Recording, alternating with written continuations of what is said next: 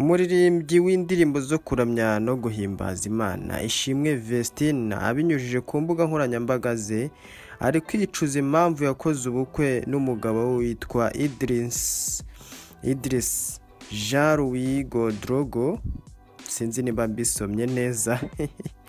Mu butumwa burebure yanyujije ku mbuga nkoranyambaga ze mu rurimi rw'icyongereza hatari kabisa, abantu mwayibonye rwose yafashe ikaramu arashishimura. Vestine yavuze ko abayeho ubuzima atishimiye ndetse amahitamo yagize ari mabi cyane, ari mabi cyane. Ati umunsi ubuzima bwanjye bwahindutse, ubuzima mbayeho sibwo nahisemo, ndi mu bihe bigoye kandi si byo nkwiriye. Ndabizi ko nagize amahitamo mabi mu buzima bwanjye, ariko nta kundi Imana yemera ko ibintu bimwe bitubaho kugira ngo tubyigiremo. Narize bihagije. Uyu mwana w'umukobwa rwose arababaye cyane, ariko ibi bintu ntago turabiverifiya neza ngo tumenye ko ibyo avuga ari byo cyangwa ari ka gatwiko k'abahanzi. Abahanzi basigaye badutamo muri iyi minsi, bakaba bafata ibintu bagashyira ku mbuga nkoranyambaga kugira ngo bongere bamenyekane cyangwa bongere bavugwe cyane. Vestine ubu tuvugana ari mu gihugu cya Canada, aho yagiye gukora igitaramo we na murumuna we.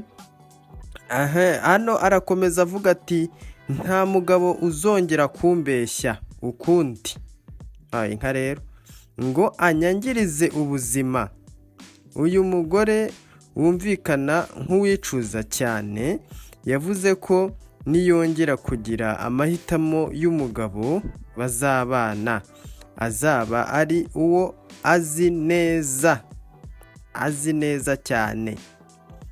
Ati ubutaha ninjya guhitamo umugabo tuzabana azaba ari uwo tuziranye neza, nzi umuryango we ndetse na buri kimwe kuri we, nta muntu uzongera kunkoresha ukundi. Iyi ni inkuru yabyutse ivugwa mu bitangazamakuru byinshi hano mu Rwanda. Inkuru yari iri ku mitwe y'ibinyamakuru hano mu Rwanda rwose. Niyo mpamvu rero natwe tugiye kubasesengura tukarebera hamwe iby'iyi message uwitwa Vestine yatanze, turebe ko atari ugutwika cyangwa akaba ko kari nabyo. Ni ubutumwa uyu mukobwa yasangije abamukurikira. Ugenzuye usanga amafoto yose ari kumwe n'umugabo we yamaze kuyasiba. Tubibutse ko nta n'amezi atatu ari karimo da, nta mezi 6 baramarana n'uyu mugabo. Birakomeye kwa Vestine, nta mezi 6 baramarana, ariko uyu mukobwa yahise ahitamo guhita asiba amafoto yose bari bafitanye ku rubuga rwa Instagram, aho akurikirwa n'ibihumbi hafi 100 n'abandi barengaho kuri Instagram. Uyu mukobwa yagiye arasiba, arahanagura, araderetinga. Ku rundi ruhande Vestine ari kubarizwa mu gihugu cya Canada, aho yari amaze igihe mu bitaramo bizenguruka mu bice bitandukanye by'iki gihugu. Byarangiye mu mpera z'iki cyumweru, ariko ubu tuvugana ni hakiri. Vestine n'umugabo we bakoze ubukwe ku itariki 5 mu kinyarwanda, ukwezi ubwo ni Nyakanga muri 2025. Nyuma y'igihe bemeranye ko bari mu rukundo ndetse bari banabanje gusezerana imbere y'amategeko. Barasezeranye ku murenge. Bivuge ngo Vestine niba agiye gutandukana nawe arasubira mu mategeko nyine, amategeko abatandukanye. Abantu bagahita bibaza bati se ni iki cyatumye uyu mukobwa arakara akaba yahita ahitamo guhita atandukana n'uyu mugabo. Mbibutse ko uyu mugabo ari mukuru, koko ni mukuru bihagije, kuko ni ibintu bitavuzweho rumwe n'abantu benshi. Abantu benshi bibaza bati se uyu mwana Vestina w'imyaka 23 agiye gushaka umugabo w'imyaka 40 n'ingahe umukubye hafi kabiri? Ese Vestina akurikiye iki? Akurikiye amafaranga? Akurikiye iki koko? Abantu barabyibaza. Nawe nyarukira muri comment utubwire ese iyi nkuru yakiriye gute, kandi uduhe igitekerezo cyawe uko we wabonye ubu bukwe bwa Vestina n'umugabo we Idrissa wo muri West Africa. Ikinyamakuru Igihe, cyo ni ikinyamakuru Igihe dukesha iyi nkuru turimo turabagezaho.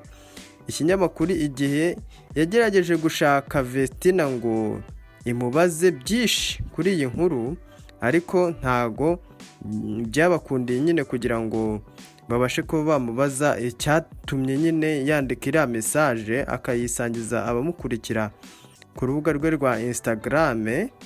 Ariko nyine byanze bikunze ubwo nyine yafashe iyo cyemezo, cyangwa akaba yaninjiriwe.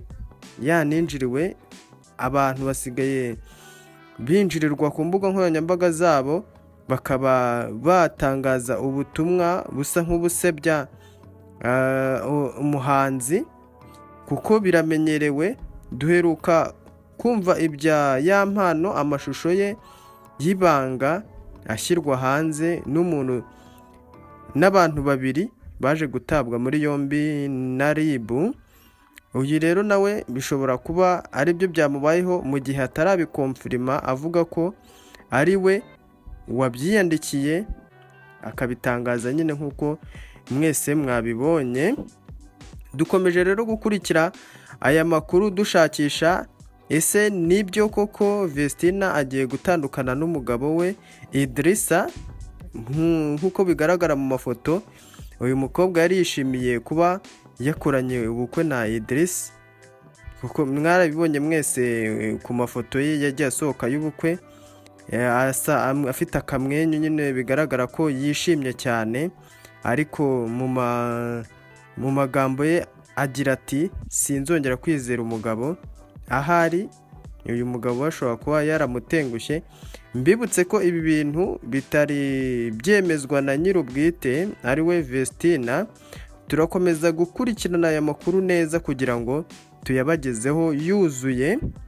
Mukomeze mudukurikirane. Niba utarakora subscribe ku iyi channel Ubuntu TV, iyi ngiyi niyo tunyuzaho amakuru ako kanya rwose uhita uyabonera ku gihe. Twongere duhure rero dusesengura iby'aya makuru. Bye.